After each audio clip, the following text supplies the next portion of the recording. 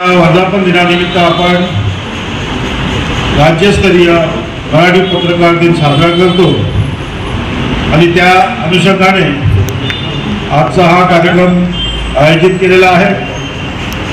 व्यासपीठावरील सर्व मान्यवरांची नावं मला ठाऊक नसल्यामुळे पत्रकार बंधू भगिनींनो मला आल्यालाच बॅटिंग करायला दिलेली आहे।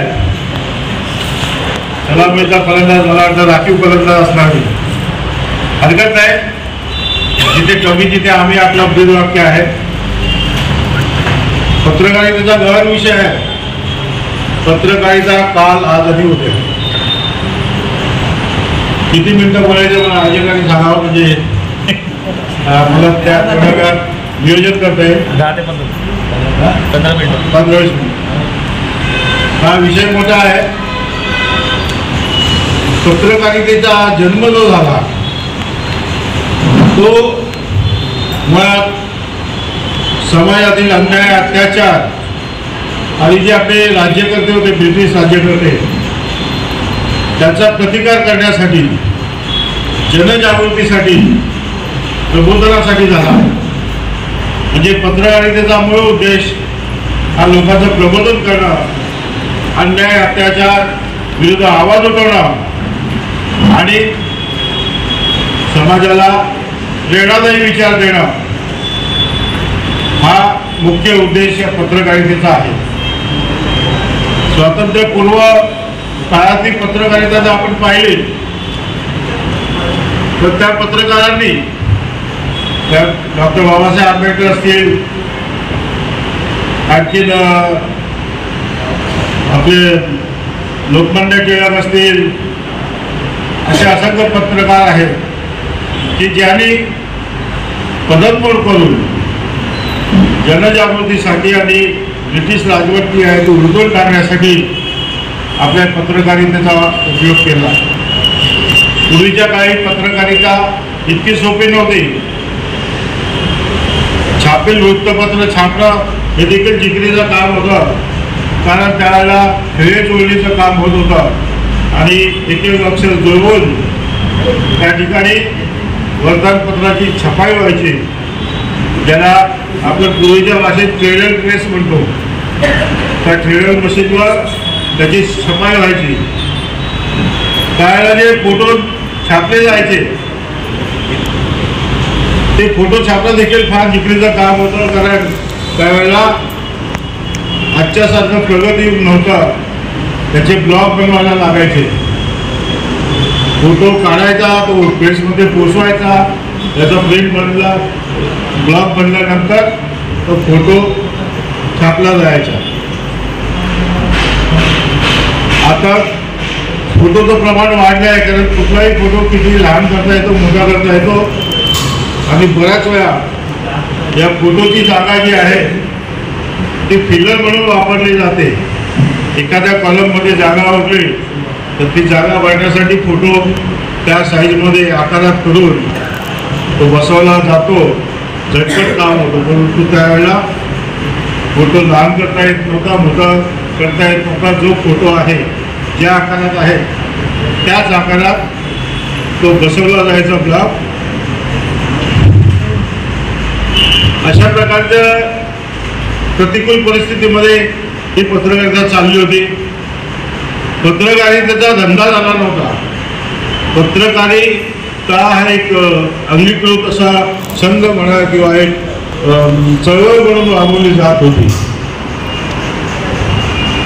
आणि स्वातंत्र्य प्राप्ती मिळाली त्यानंतर काही वर्ष, एक आपण 85 पर्यंतचा काळ म्हणूया, तोपर्यंत पत्रकारिता ही खऱ्या अर्थाने पत्रकारिता म्हणून या ठिकाणी वावरत होते। पत्रकार म्हणून जगता आलं पाहिजे। पत्रकारिता हा धर्म आहे। पत्रकारिता हा एक छंद म्हणा किंवा एक प्रकारचं व्यसन माझ्या भाषेत। लोक झोपून देतात पत्रकारितेसाठी, सर्वस्वाचा होम करतात,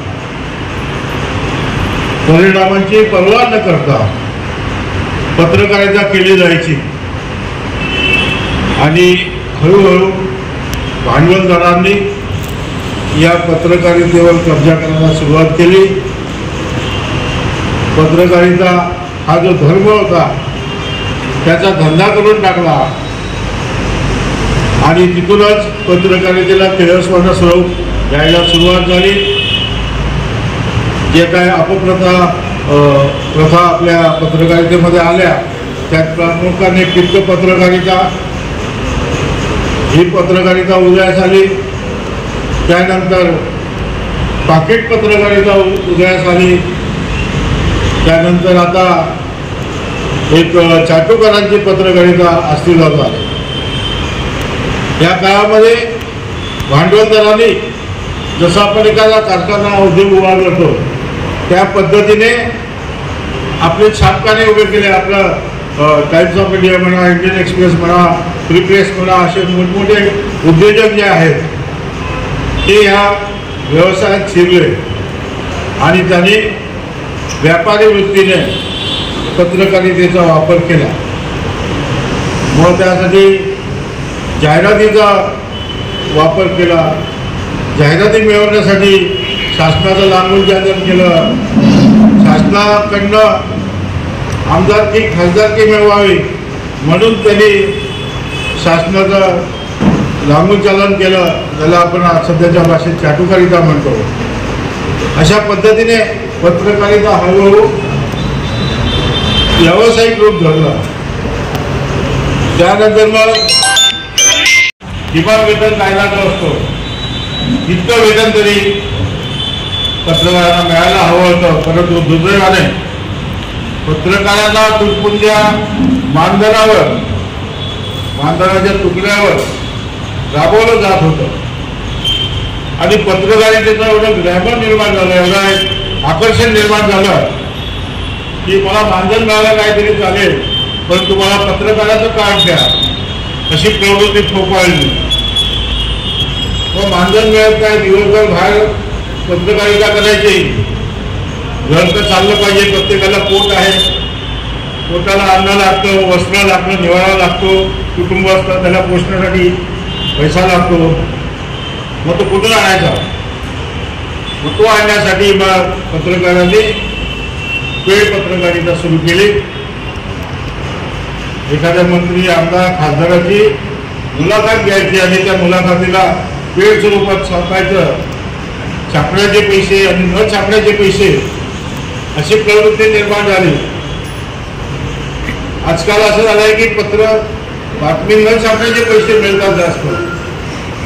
माझ्या बाबतीत असं घडलेलं आहे. मी जेव्हा आंदोलनं करतो, उपोषण करतो, सत्ताधारी म्हणा किंवा अधिकाऱ्यांच्या विरुद्ध आवाज उठवतो त्यावेळेला मालवणकरांची बातमी छापू नका, मालवणकरांची जी बाईट आहे ती चॅनलवर दाखवू नका.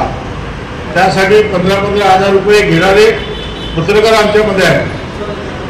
ही दुर्दैवाची बाब आहे. म्हणजे त्याचं व्यावसायिकरण झालं असतं तरी मी मान्य केलं असतं. पत्रकारितेचं व्यावसायिकरण झालं असतं तरी मी मान्य केलं असतं. परंतु पत्रकारितेचा धंदा झालेला आहे. धंद्यामध्ये कुठल्याही प्रकारचं ताळमेळ नसतो, नीतिमत्ता नसते आणि अशा प्रकारचं स्वरूप प्राप्त झालं. जसे अनेक प्रोफेशन आहेत. तुमच्या वकिलाचं प्रोफेशन आहे, शिक्षकाचं प्रोफेशन आहे, चार्टर्ड अकाउंटंटचं प्रोफेशन आहे. असं प्रोफेशन म्हणून जरी पत्रकारिता स्वीकारली तरी ती मान्य करण्यासारखी आहे आजच्या परिस्थितीमध्ये. कारण प्रोफेशनमध्ये काही एथिक्स असतात, काही नियम असतात, ते पाळले जातात. जसं डॉक्टरला जाहिरात द्यायची परवानगी नाही आहे, जाहिरात करू शकत नाही आहे. त्यांना पेशंटला आकृष्ट करण्यासाठी काही आमिष दाखवावी लागत नाही आहे, दाखवू शकत नाही.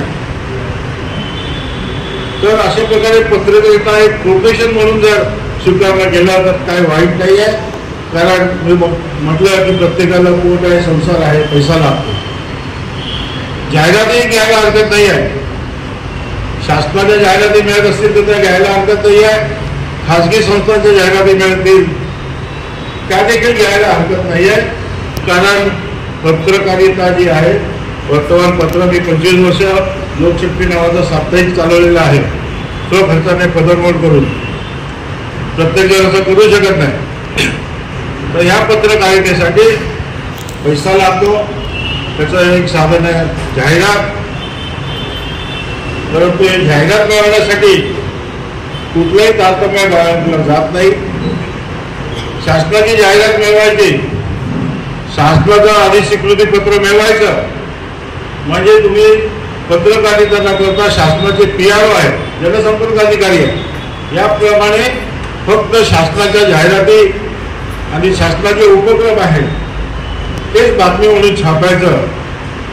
शासनाचा PRO असतो, तो पगारी असतो, तो पत्रक काढतो किंवा पोलीस असतात. पोलीस काय करतात सगळ्यांना माहिती आहे. 10 गुन्हेगारांना सोडून देतात, तिथे भ्रष्टाचार करतात आणि 11वा गुन्हेगार पकडला की गाजावाजा करून पत्रकारांना बोलवतात, पत्रकार परिषद घेतात आणि बातम्या छापून आणतात. म्हणजे हिंदीत जशी म्हण आहे, सोच हुए खाके बिल्ली हॅचको चली, तसा यांच्या बाबतीत प्रकार आहे. तुम्हाला गुन्हेगारांना पकडण्यासाठी पगार दिला जातो, तुम्हाला चांगले भत्ते मिळतात, तुम्हाला सुविधा मिळतात, ते तुमचं कर्तव्य आहे. तुम्ही जर गुन्हेगारांना पकडलं अपवादाने एका दुसऱ्या, तर तो काही तुमचा पराक्रम नाही आहे. सैनिक सीमेवर लढतात, शत्रूशी दोन हात करतात, कुटुंबापासून वर्षानुवर्ष लांब राहतात, शहीदही होतात.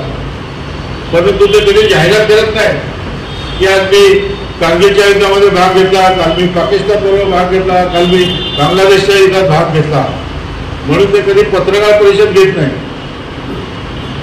परंतु इथे शासन प्रशासन असो, पत्रकारांना बोलवायचं, त्यांना चहा पाणी नाश्ता आणि वरती पाकिट द्यायचं आणि आपल्याला पाहिजे तशा बातम्या छापून आणायच्या, ही प्रवृत्ती बनवली आहे. खरा पत्रकार कोण आहे? शासनाच्या जाहिराती करण्यासाठी पत्रकाराचा जन्म नाही आहे. प्रशासनाची जाहिरात करण्यासाठी, त्यांची खुशामत करण्यासाठी पत्रकारितेचा जन्म झालेला नाही आहे.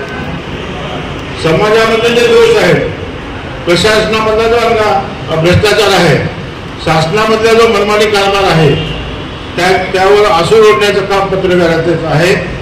आणि खरी पत्रकारिता जर आपल्याला टिकवायची असेल तर आपण लेखणीला आसूड केलं पाहिजे. समाजातील अपप्रवृत्ती असो, भ्रष्टाचार असो, शासनाचा गैरकारभार असो, त्याच्याविरुद्ध लेखणीची तलवार केली पाहिजे. पूर्वी म्हणायचे खिचो न कमान को न तलवार निकालो, जब तोप मुकाबिल है तो अखबार निकालो. वर्तमानपत्राची इतकी मोठी ताकद आहे, परंतु ती ताकद जर कोणाच्या दावणीला बांधली गेली, या ज्या भांडवलदारांचे संपादक असतात ते गोट्याला बांधलेल्या बैलाप्रमाणे असतात. मालकाने सांगितलं तेच लिहायचं, मालकाची जी पॉलिसी आहे तीच राबवायची. स्वतःचा स्वतंत्र मत नसतं, स्वतःच्या स्वतंत्र मताने ते 4 अक्षरही येऊ शकत नाही. आणि एकदा शासनाची मर्जी राखली तर मालक हा शासनाचा बिंदा असतो, त्यांच्याकडनं सुविधा घेतलेल्या असतात. एकदा शासनाची मर्जी राखली की मी तुम्हाला राज्यसभेवर पाठवलं जातं, MLC केलं जातं, ही हमेशा दिली जातात. तर आपला जन्म MLC साठी नाही, आपण काय नेते नाही आहोत, आपण समाजाचे दीपस्तंभ आहोत, मार्गदर्शक आहोत. मी नेहमी सांगत असतो की पत्रकार आणि सामाजिक कार्यकर्ता हा टॉवरच्या घड्याळाप्रमाणे असतो. पूर्वीच्या काळी टॉवरचे घड्याळ असायचे किंवा समुद्रामध्ये दीपस्तंभ असतो. ते टॉवरच्या घड्याळाने जर चुकीची वेळ दाखवली तर संपूर्ण समाजामध्ये चुकीचा मेसेज जातो. जर त्या दीपस्तंभाने त्या जहाजाला योग्य दिशा दाखवली नाही आहे, धोक्याची सूचना दिली नाही, तर ते जहाज खडकावर तुटून आतून तुकडे तुकडे होऊन जातील. इतकं महत्वाचं कार्य आपल्या पत्रकारांचं आहे. येणारे लोक कोण आहेत? शासन मान्य यादीवर येणारे लोक शासनाच्या विरोधात एक अक्षरही लिहिलं नाही. असेच लोक त्या ठिकाणी निवडले जातात. शासनाला खुश करणारे लोक हे बघा. आता मी बघितलं मुख्यमंत्री एकनाथ शिंदेच्या ठाण्यामध्ये जवळजवळ 6 लोक वेगवेगळ्या समित्यांवर आहेत. ज्यांचा स्वतःचा साप्ताहिक नाही आहे, डिजिटल साप्ताहिक आहे, ते देखील त्या आदेशज्योती समितीवर आहे, पत्रकार कल्याण समितीवर आहेत. ज्यांनी पत्रकार संघाचा धंदा केला असे लोक त्या समितीवर जातात. आणि जे खरोखर पात्र उमेदवार, लायक उमेदवार आहेत, पत्रकार आहेत, ते मात्र वंचित राहतात. आता गेल्या आठवड्यात मी एक मोठा गौप्यस्फोट केला की नाशिकला राहणारा एक स्वयंघोषित पत्रकार महेंद्र देशपांडे या व्यक्तीने बाळशास्त्री जांभेकर पत्रकार संघ या नावाचा पत्रकार संघ स्थापन केला. बरं ठीक आहे, एखाद्या गल्लीत पत्रकार संघ स्थापन होत असेल, शहरात होत असेल, आनंदाची गोष्ट आहे. परंतु हा पत्रकार संघ स्थापन करताना त्यांनी बाळशास्त्री जांभेकर यांच्या नावाचा गैरवापर केला. इतकंच करून ते थांबले नाहीत, तर काल पनवेलला कार्यक्रम झाला, त्याचा मी गेले 8-10 दिवस विरोध करतोय की त्या माणसाची जाहिरात येते की तुम्हाला जर आंतरराष्ट्रीय एक्सिलन्स पुरस्कार पाहिजे तर माझ्याशी संपर्क करा. त्याला संपर्क केल्या तो बोलतो तुमची माहिती पाठवा, आणि माहिती पाठवल्यानंतर 4-5व्या मिनिटाला तुम्हाला फोन येतो की तुमची आंतरराष्ट्रीय एक्सलन्स अवॉर्डसाठी निवड झालेली आहे आणि तुम्ही 4,000 रुपये पत्रकार कल्याण निधीसाठी पाठवा.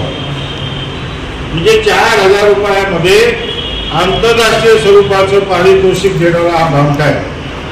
त्याच्यावरून तुम्ही आवाज उठवला. अनेक पत्रकारांनी किंवा सामाजिक कार्यकर्त्यांनी तिथे 4,000 रुपये भरले.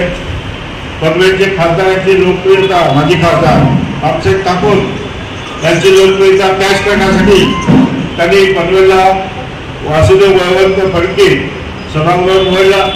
म्हणजे खासदारांची माणसं, त्यांचे समर्थक मोठ्या संख्येने येतील. काही मंत्र्यांची, काही पत्रकारांची नावं टाकली आणि अशा प्रकारे फोटो आम्ही टाकून 4,000, 8,000, 10,000 रुपये घेऊन काही लोकांना PhD देतो सांगून 30,000 रुपये घेऊन तो हा वर्षभर कार्यक्रम करीत असतो.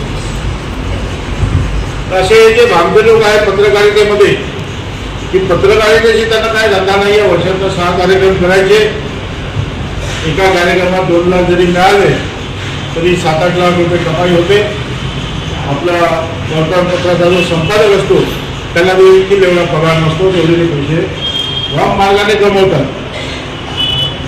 ह्या अपप्रवृत्तीचा विरोध केला पाहिजे. परंतु विरोध करण्याऐवजी स्वतःला मध्ये पत्रकारितेचे गुरु समजणारे, ज्येष्ठ श्रेष्ठ समजणारे पत्रकार मला सल्ला देतात, दिले तुला काय करायचं आहे, तो त्याचा धंदा आहे, त्याला करू दे, तू कशाला त्यात नागपूर बसतो. म्हणजे पत्रकाराने अन्यायाविरुद्ध आवाज उठवायचा काय तर काय करायचं. पत्रकाराचं पहिलं कर्तव्य आहे की जिथे जिथे अन्याय दिसेल, अत्याचार दिसेल, भ्रष्टाचार दिसेल, त्याच्याविरुद्ध आवाज उठवला पाहिजे. आणि आपण जर अशा अपप्रवृत्तींना समर्थन देत असू, उघडपणे जरी नाही दिलं आणि मोकळ संमती जरी दिली तरी आपण त्याच्यापेक्षा जास्त गुन्हेगार आहोत. अशा प्रकारे पत्रकारितेचा गैरवापर होणं हा चुकीचा आहे. आणि पत्रकारितेची ताकद काय आहे हे आमच्या अन्यायविरोधी संघर्ष समितीच्या माध्यमातून आम्ही वेळोवेळी दाखवून दिलेलं आहे. उल्हासनगरमधला एक जनसंपर्क अधिकारी योगाल भदाने, ज्याला मुख्यमंत्री, खासदार, 16 आमदारांचा पाठिंबा होता, त्याच्या विरोधात 5 वर्ष आम्ही पाठपुरावा केला. त्यात जवळ आहे, जगताप आहे, सर्व या समितीचे लोक आहेत. आणि शेवटी क्लास 2 दर्जाचा अधिकारी आम्ही बडतर्फ करायला लावला. ही मोठी ताकद आहे पत्रकारितेची. अनेक अधिकाऱ्यांना धडा शिकवला. पत्रकारितेमध्ये इतकी ताकद आहे की तुम्हाला मुख्यमंत्री, खासदार, आमदार तुम्हाला थरथर कापले पाहिजे की मालवणकडे उद्या काय येणार आहे हे त्याचे त्यांना धसका बसला पाहिजे.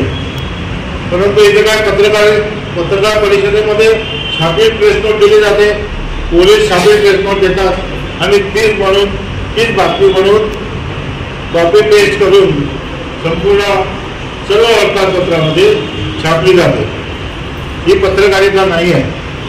असे जे लोक आहेत त्यांना मी पत्रकार म्हणत नाही तर ते पोस्टमन त्यांना म्हणतो. जसं पोस्टामध्ये एखादं पत्र आलं तर त्या पत्त्यावर पोचवायचं एवढं काम त्या पोस्टमनचं असतो.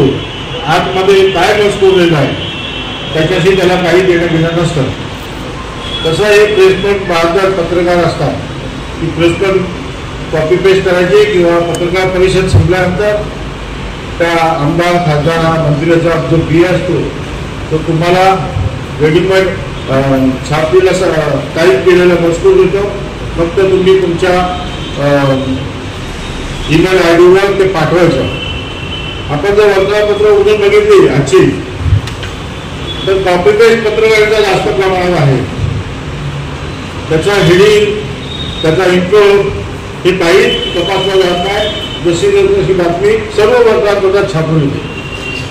पूर्वीच्या दैनिकांमध्ये जेव्हा पत्रकारिते बातमी यायची तर ती वैशिष्ट्यपूर्ण असायची. नवशक्तीला बातमी आली की त्याच्यात माझं नाव जरी नसलं तरी ही बातमी दिलीप मालवणकरची आहे हे सगळ्यांना कळायचं. अशी प्रत्येकाची स्वतंत्र भाषाशैली होती. मथळा लिहायची पद्धत वेगळी होती. आजकालचे पत्रकार तर मथळा देत नाहीत, संपादकावर सोडून देतात. म्हणजे मथळा नसलेली बातमी म्हणजे विधवाबाईचा कपाळ असं मी मानतो. कारण ज्या वेळेला मथळा असतो, मथळा म्हणजे बातमीचा सार असतो आणि प्रत्येक दैनिकामध्ये शेकडो बातम्या रोजच्या रोज येत असतात. तिथले जे उपसंपादक असतात त्या उपसंपादकाचं काम काय असतं, बातमी निवडायची आणि एडिट करून छापायची. आता ज्या बातमीला मथळा नाही त्याचा विषय त्या संपादकाला कळणार नाही आणि त्याचं सविस्तर वाचन करायला त्याला वेळ नसतो की बाजूला बातमी फेकली जाते. बातमीचा मथळा इतका आकर्षक असला पाहिजे की पाहता क्षणी ती बातमी भावली पाहिजे आणि संपादकांनी ती उचलली पाहिजे. दुसरा प्रकार आहे की शुद्ध लेखनाचा अभाव असतो. पत्रकारिता करीत असताना ह्रस्व दीर्घ राहत नाही, ग्राम्य शब्द वापरतात, प्रचलित भाषेत ते लिहित नाहीत. कारण पत्रकार जे काही छापून येतो ते आपण वाचत असतात आणि त्यातला पत्रकाराचा इमेज तयार होतो. जेव्हा आपण बातमी तयार करतो तेव्हा त्याचं शुद्ध लेखन तपासणं हे महत्त्वाचं असतं. आणि बातमी म्हणजे काय तर नुसता नामावली लिहिली, अध्यक्ष कोण होता, प्रमुख कोण होता, स्वागताध्यक्ष कोण होता आणि कोण कोण उपस्थित होते ही बातमी होत नाही. ते हँडबिल होतं. हँडबिल बातमी लिहिताना जसं आपण शाळेमध्ये निबंध लेखन करताना जो प्रकार आपण केलेला आहे, जर कोणाला माहिती नसेल तर निबंध लेखनामध्ये 3 टप्पे असतात. एक असतो प्रस्तावना, दुसरा असतो विस्तार आणि तिसरा असतो निष्कर्ष. तर बातमी पण ह्या 3 टप्प्यामध्ये असली पाहिजे. पहिल्या पॅराग्राफमध्ये बातमीचा मतितार्थ जो आहे तो आला पाहिजे. म्हणजे इतकं वाचूनच वाचकाला कळलं पाहिजे की बातमी काय आहे. त्यानंतर विस्ताराने त्या बातमीचा विस्तार करा आणि त्यानंतर निष्कर्ष करा. अशा पद्धतीने बातमी लिहिली तर ती शॉर्ट वेळ सुरू होते आणि लोकांना वाचणे पण वाटते. अशा बरेच मुद्दे सांगण्यासारखे आहेत. आपले पत्रकारांमध्ये अनेक संघटना आहेत परंतु ते वेगवेगळ्या चुली मांडून बसतात. मला अध्यक्ष व्हायचं आहे, मी एखाद्या आचार्याकडे पत्रकार संघ काढला, गवईचा व्हायचं आहे आणि बाबासाहेब आंबेडकर पत्रकार संघ काढला, काँग्रेसला व्हायचं आहे, त्यांनी अखिल भारतीय पत्रकार परिषद काढली. अशा प्रकारे केले जातात. जेव्हा आपल्याला इज्जत असेल तरच शासन आपल्याला न्याय देईल. तुम्ही कुठल्याही गटात विभागले गेले असाल हरकत नाही, परंतु जेव्हा पत्रकारांच्या अस्मितेचा प्रश्न येतो, पत्रकार तुमच्या न्याय हक्काचा प्रश्न येतो तेव्हा सगळ्यांनी आपल्या संघटनेचे जे चप्पल असतात ते बाहेर काढून एकत्र झालं पाहिजे, तरच पत्रकारांना न्याय मिळेल. दुसरी गोष्ट म्हटली जाते की पत्रकारांवर अन्याय होतो, पत्रकारांना डावललं जातं, तर याच्याशी मी बिलकुल संगत नाही. पत्रकार ही डावलण्यासारखी वस्तू नाही आहे, व्यक्ती नाही आहे. पत्रकाराला शासनाला झुकवण्याची ताकद आहे, प्रशासनाला झुकवण्याची ताकद आहे, सत्ताधीशांना खाली खेचण्याची ताकद आहे. आणि तुम्ही कसं म्हणता की पत्रकारांना न्याय मिळत नाही, पत्रकारांना अन्याय होतो. जो अन्याय सहन करतो तो पत्रकारच नसतो. अन्यायाविरुद्ध आवाज उठवा. तुम्हाला काळाखाली काढायची गरज नाही आहे. शिका, संघटन किंवा संघर्ष करा. बाबासाहेब आंबेडकरांनी सांगितलंय ते तत्व तुम्ही एकत्र आणा. पत्रकारिता करताना आपल्याला अद्ययावत न्याय नसलं पाहिजे, अपडेट आपण राहिलं पाहिजे. कुठल्याही विषयावर जर भाष्य करायचं आहे तर आपल्याला त्या विषयाचा सखोल अभ्यास असला पाहिजे. बातमी लिहिण्यापेक्षा बातमी मागची बातमी जी असते त्याचं जे विश्लेषण करता आलं पाहिजे. आता गेल्या 12 वर्षापासून मी बातमी लिहिणं बंद केलं. राजकीय आणि सामाजिक विश्लेषणात्मक माझे लेख असतात. तर विश्लेषण करताना आपल्याला त्या विषयाचा अभ्यास पाहिजे. समस्या काय आहे, त्या समस्येवरचा उपाय काय आहे, तोडगा काय आहे तो सुचवता आला पाहिजे. नुसतं आपण बातमीदारी केली म्हणजे कारकुनी केली असं होतं. तसं न करता अशा पद्धतीने संपादक आपले विचार मांडत असतात. त्या पद्धतीने आपल्याला आपले विचार प्रकटपणे मांडता आले पाहिजे. आणि पत्रकारांना धमकवण्याची कोणाची हिंमत नाही आहे. जर तो सच्चा पत्रकार असेल, निष्पक्ष नसेल, तशा एकाही पत्रकाराला धमकवण्याची ताकद कुठल्याही शक्तीमध्ये नाही आहे. आणि धमक्यांना घाबरण्याचं कारण नाही आहे. पत्रकार ही अशी एक ताकद आहे की भल्या भल्यांना भुईसंपाट करू शकते. आता आपण माझे जर लेख वाचले असतील तर आपल्याला कल्पना आली असेल की सत्ताधाऱ्यांच्या विरोधात आवाज उठवणं, त्यांच्या चुकांचं दिग्दर्शन करणं, समाजापुढे मांडणं ही खरी पत्रकारिता आहे. मुख्यमंत्र्यांच्या दौऱ्याचे, दैनंदिन कार्यक्रमाचे प्रेस पण छापणारे अनेक पत्रकार आहेत. एका पत्रकार संघाचा सदस्य आहे, पत्रकार व हितचिंतक. तर त्याच्यामध्ये काही पत्रकार असे आहेत, अजितदादांचा दौरा सकाळी 6 वाजता इथे, 8 वाजता इथे, 10 वाजता इथे, म्हणजे तुमचं काम नाही आहे. पत्रकाराचं काम आहे त्या दौऱ्यामध्ये त्यांनी काय केलं, कुठल्या योजनांचं उद्घाटन केलं, कुठलं भूमिपूजन केलं किंवा त्यामध्ये काय त्रुटी आहे. आता परवाच्या दिवशी मी सहज नेताजी चौकात गेलो होतो. तिथे कामाचा ट्रक उभा होता आणि पॉट बिल्डिंगला म्हणतो आपण खड्डे भरला, ते काम सुरुवात करणार होतो. तर तिथे बघितलं ट्रक भरलेला होता, त्याच्यामध्ये डांबरच्या ऐवजी केमिकल मिश्रित अशा दगडाचा हे होतं. मी लगेच फोटो काढला आणि व्हायरल केला. आयुक्तांनी त्याची दखल घेतली, लगेच तिथे तो ट्रक थांबवला आणि ते काम थांबवलं. ते एवढी मोठी ताकद पत्रकारांमध्ये आहे. एखादा आता एक अजून उदाहरण सांगतो की आपले जे आमदार आहेत, नाव नाही घेत, तर त्यांनी एक पाणी पुरवठ्याच्या प्रतिबंधित क्षेत्रामध्ये समाज मंदिर बांधायला घेतलं.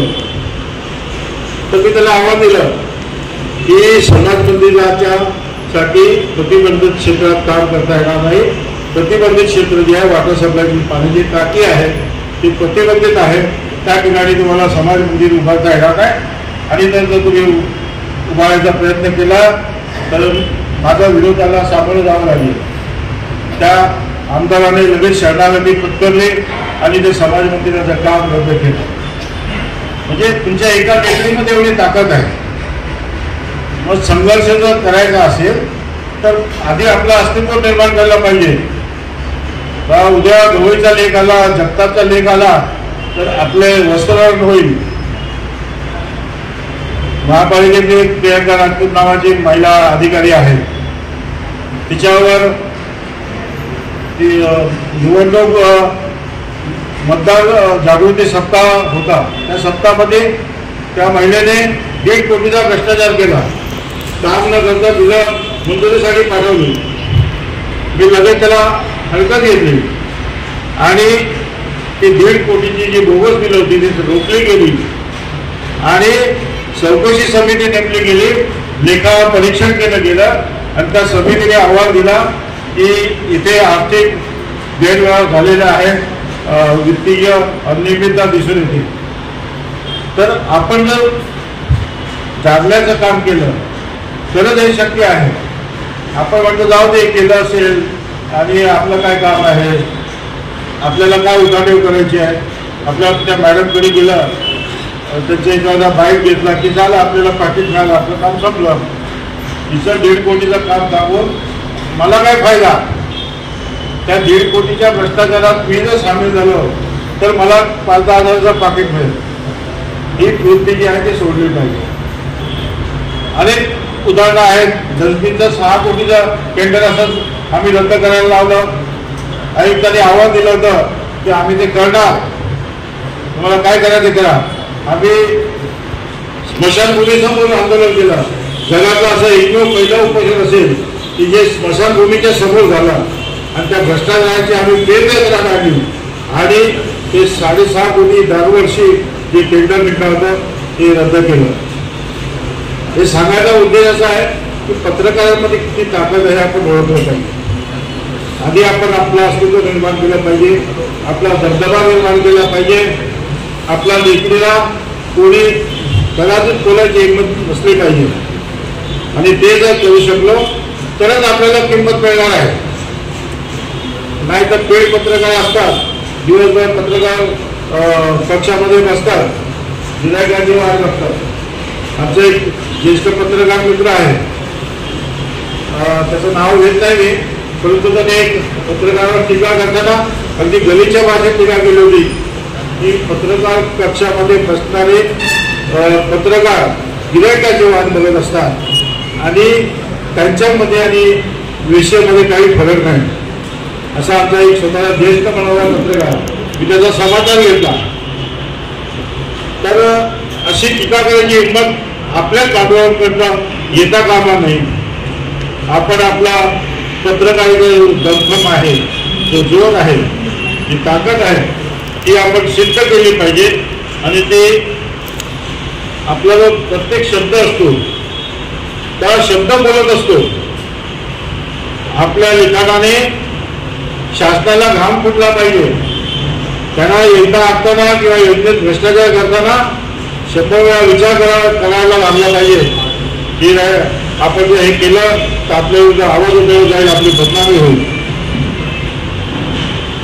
आज जो कार्यक्रम ठेवलेला आहे व्हॉइस ऑफ मीडिया ठाणे जिल्हा आयोजित पत्रकार दिनमान निमित्त सन्मान सोहळा, या ठिकाणी अनेक आमदारांची नावं आहेत, माजी नगराध्यक्षांची आहेत, मंत्र्यांची आहेत, अधिकाऱ्यांची आहेत. परंतु मतदानाची वेळ असताना अजूनपर्यंत ते आले नाही. म्हणजे ते पत्रकारांना काय महत्व देतात, किती किंमत देतात हे आपण ओळखलं पाहिजे.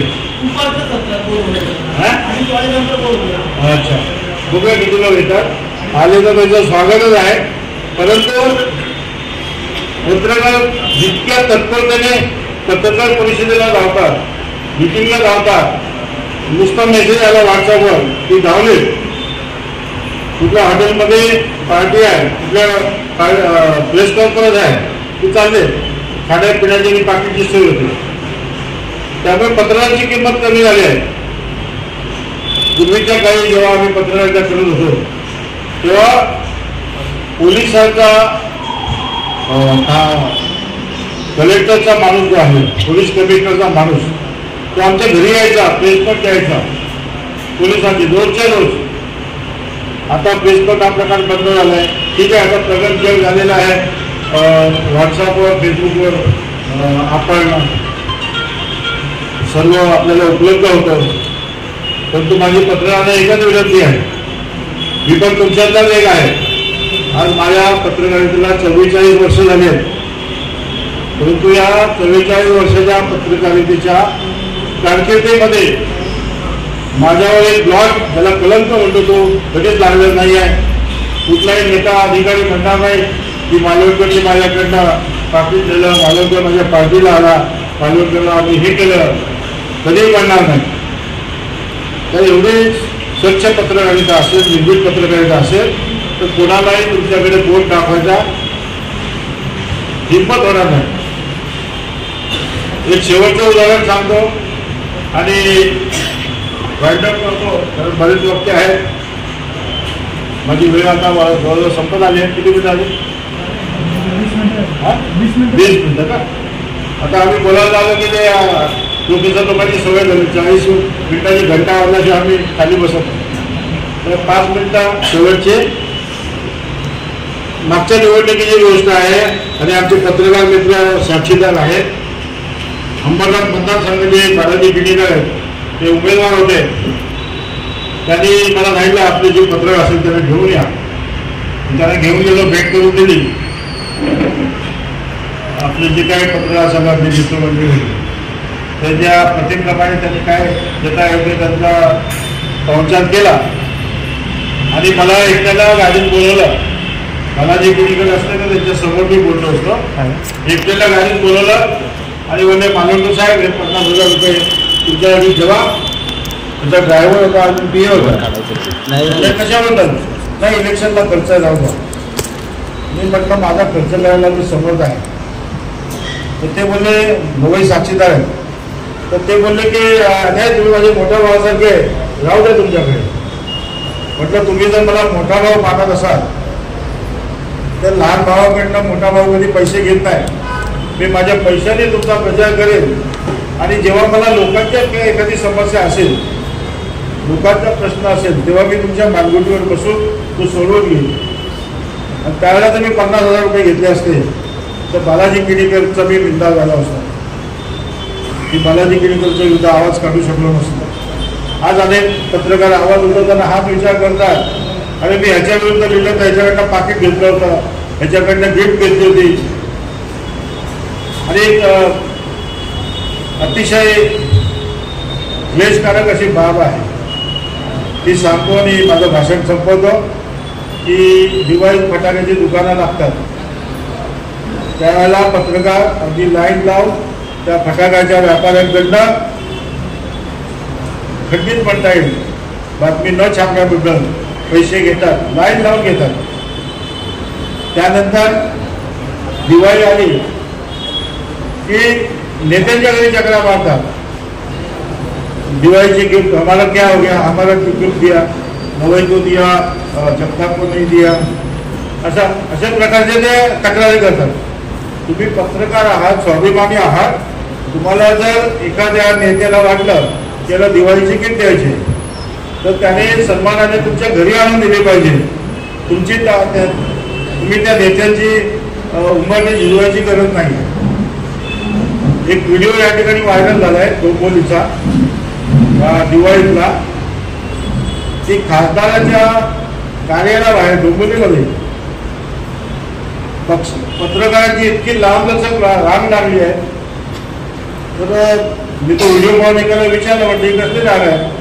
म्हणजे साहेब हे सगळे पत्रकार आहेत, खासदारांनी त्यांना पाकिट द्यायला बोलवलं आहे. अक्षरशः पाकिट घेण्यासाठी खासदाराच्या दाराबाहेर अगदी 100-200 पत्रकार उभे आहेत. ही अतिशय केविलवाणी गोष्ट आहे. तुम्हाला सन्मानाने घरपोच जर काय एखादा बुके मिळाला, एखादं मिठाचं पाकिट मिळालं किंवा एखाद्याला वाटलं गिफ्ट द्यायची तरी घरी येऊन देऊ दे, त्याचा स्वीकार करायला माझा विरोध नाही आहे. परंतु याचकासारखं तुम्ही जर त्यांच्या दारात जाऊन गिफ्टची याचना केली तर तो खासदार, आमदार, मंत्री, नगरसेवक जो कोणी असेल नेता तो तुमचे तो अवकाश ओळखतो आणि तुम्हाला तशीच वागणूक देतो.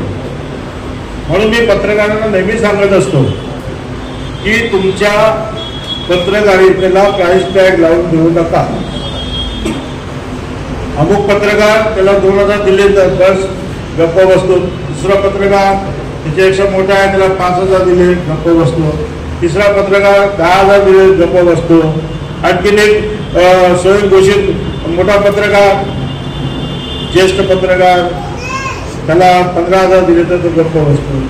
हे जे प्राईस टॅग लागलेले आहेत घोडे बाजारामध्ये किंवा बैल बाजारामध्ये बैल विकताना त्यांना जे प्राईस टॅग लागतो, तुम्ही काय घोडे बाजारातले किंवा बैल बाजारातले बैल नाही आहेत.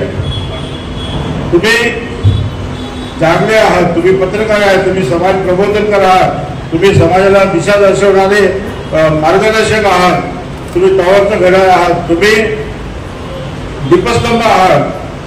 तर नाचारीने कोणापुढे झुकू नका आणि या सत्तांध आणि मत्तांध सत्ताधाऱ्यांना आणि प्रशासनाला झुकवायची ताकद तुम्ही ठेवा. आणि ती ताकद जेव्हा येईल जेव्हा तुमच्या करिअरवर ब्लॉट नसेल, कलंक नसेल. आज मी इतक्या तावातावाने बोलतोय, नावं घेऊन बोलतोय, कोणाची हिंमत नाही की सांगायला अरे यांनी जर 10,000 घेतले होते आणि आज काय माझ्या विरुद्ध बोलतोय. कोण बोलू शकत नाही. आणि थोडका नाही, 44 वर्षाचा इतिहास आहे. म्हणजे आजकालच्या पत्रकारांना काय असतं की ज्येष्ठ पत्रकार म्हणून घ्यायची फार हौस असते. आणि तुझं वय काय, तुझा अजून विषय नाही फुटल्या. आमचे केस पांढरे झाले 65-68 वर्ष झाले तेव्हा आम्हाला लोक ज्येष्ठ पत्रकार म्हणतात. आणि 18 वर्षी पत्रकारिता, 25 वर्षी होतो मी ज्येष्ठ पत्रकार. आणि पत्रकारिता काय तर बाईट घ्यायचं, बाईट म्हणजे चावत सुटायचं. पहिला जायचं, तो काय तुमचं काय म्हणताय, तो बराबरा सांगेल आणि ते लगेच ते एडिट करून दाखवायचं, झालं पत्रकार झालं. ही अशी स्वस्तातली पत्रकारिता नको. तुम्हाला बाईट घ्यायची आहे, तुम्ही स्वतंत्र स्टुडिओ स्थापन करू शकत नाही. आपल्या पत्रकार संघ आहे, त्याचा एक स्वतंत्र स्टुडिओ बनवा. ज्या नेत्याला मुलाखत द्यायची आहे किंवा बाईट द्यायचं त्याला त्या स्टुडिओमध्ये बोलवा आणि त्याचं म्हणणं ऐकून घ्या आणि जगासमोर मांडा. आणि ते मांडत असताना घोळपागिरी करू नका. तो म्हणतो की नाही, त्याला क्रॉस क्वेश्चनिंग ज्याला म्हणतो, उलट तपासणी, ती देखील आपल्याला करता आली पाहिजे. ही खरी पत्रकारिता आहे. आजचा जो कार्यक्रम आहे तो व्हॉइस ऑफ इंडियाने आयोजित केलेला आहे. माझं नाव पुरस्कारार्थीमध्ये आहे. खरं सांगितलं तर मी पुरस्कारांचा तिरस्कार करतो, कारण मी पुरस्काराला अजून पात्र नाही असं मला वाटतं. पत्रकारितेतलं जे सर्वोच्च स्थान आहे, सर्वोच्च कार्य आहे ते अजून मी करू शकलेलो नाही आहे. कारण प्रत्येकजण हा आयुष्याच्या शेवटापर्यंत विद्यार्थी असतो. आणि मी पण विद्यार्थी आहे, जरी 44 वर्ष झाली तरी मी विद्यार्थी मानतो पत्रकारितेचा.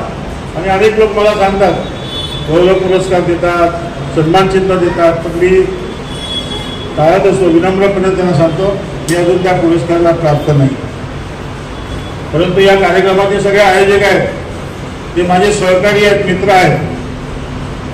माझ्या प्रत्येक आंदोलनामध्ये, चळवळीमध्ये त्यांचा सक्रिय सहभाग असतो. त्यामुळे हा एक घरचा सत्कार आहे. आणि दिलीप मालवणकरला खुश करायचं किंवा त्याच्याकडनं काहीतरी 5,000 देणगी मिळेल म्हणून सत्कार केलेला नाही आहे, तर हा सत्कार्याचा सत्कार आहे.